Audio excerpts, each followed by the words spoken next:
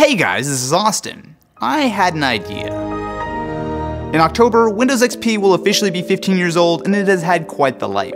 Not only was it a big step up over the ancient-looking Windows 98 and ME, but it remains one of the most popular OSs, running on around 7% of computers today. That got me thinking, could I build the ultimate Windows XP gaming PC? With minimum requirements of a 233 MHz Pentium, it's not exactly tough to run, but the tricky part are, well, the parts. While official Microsoft support for XP ended in 2014, it's actually still fairly well supported by hardware companies today, and that includes the AMD FX 9590. This obscure CPU is actually still one of the fastest processors ever made, even a few years later. It's essentially a highly bent FX 8300 8-core CPU that can clock up to a whopping 5 GHz. With 8 cores to work with, even the fairly old piledriver architecture can wipe the floor with a lot of modern chips, but the downside is that it's power hungry. That's where the ASRock 990FX killer motherboard comes in. Not only is it one of the few boards that can handle the kind of power the CPU needs, but importantly, it has drivers available. The only key thing missing are Ethernet drivers for XP, but that's easy enough to get around with a USB Wi-Fi adapter. The hardest part was actually finding a graphics card. Both AMD and Nvidia stopped supporting XP years ago, but luckily AMD did make a driver for the Radeon R9 270X, one of the newest cards that will still work on XP. Another limitation is memory. Even though they later made a 64-bit version, we're using the standard 32-bit edition of XP, which tops out at 4 gigs of memory. One area where we have no problems is with an SSD. A 256GB Crucial MX100 works just fine.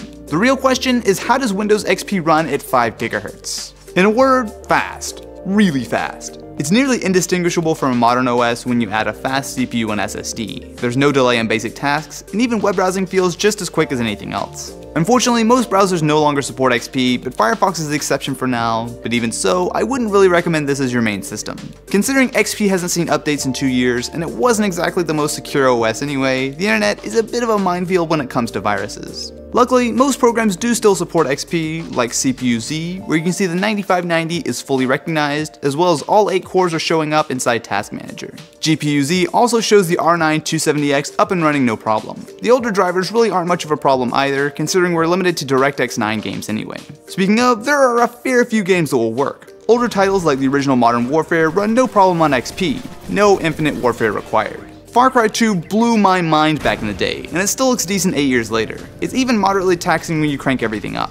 Compared to Mirror's Edge Catalyst, the original might not be able to hold up, but it's just as fun as ever, and again looks decent. Moving on to a newer game, we've got the 2013 reboot of Tomb Raider, which again looks and works fine on XP. Being limited to DX9 hurts a bit graphically, but it's no big deal. Of course, no one is going to do all of this just to play Tomb Raider. You're going to do it to play the greatest game of all time. Windows XP Pinball pushes the hardware to the absolute limit, with cutting-edge 3D graphics, intense sound effects, and most importantly, the ultimate way to waste time straight out of 2001.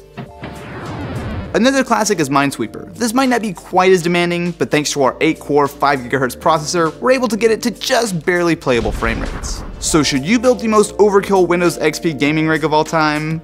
Probably not. XP is best left to a virtual machine or second partition, but then again, the siren song of pinball is hard to resist. Smash that like button if you guys enjoyed this look back, and let me know in the comments below what crazy PC build I should do next. Anyway guys, thank you so much for watching, and I will catch you in the next one.